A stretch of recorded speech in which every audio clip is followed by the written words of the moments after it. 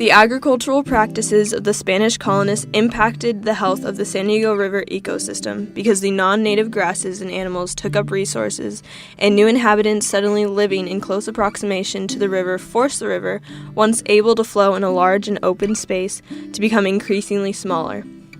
Spanish colonists used the San Diego River for traveling goods, people, and supplies further east. They settled in Mission Valley and began work on the missions that would help establish the new religious, societal, and agricultural practices in San Diego.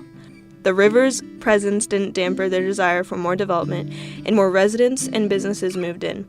The increase of development along the river included damming and channelization. The San Diego River is capable of flooding in a healthy way, but due to the dams and channelization, it does not flood naturally and causes great damage. When the river is hit with heavier rainfall, it overflows the banks into the floodplain, which spans from the northern hills to the southern hills. Flooding of the floodplain is so irregular that the soil and plants are unprepared for the surge of water, and debris is swept into the river.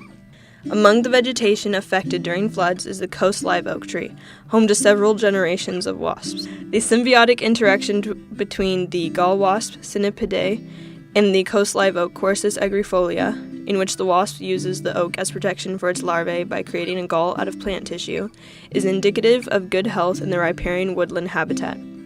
The wasp's life cycle relies on the oak tree from birth to death.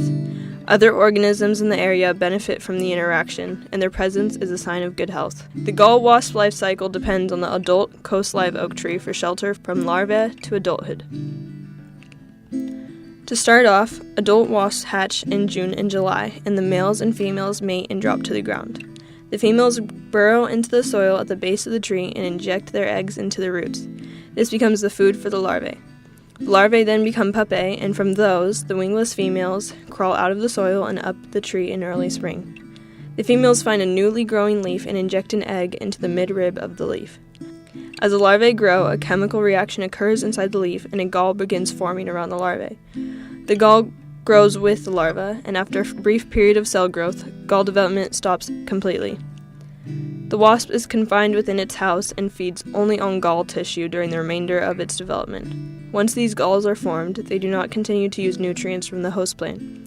Once full grown, it pupates and becomes an adult wasp, drills out of the gall, and the cycle begins again. The gall can be used by others, like parasites, organisms that take from the host, and inquilines, organisms that use the living spaces of others.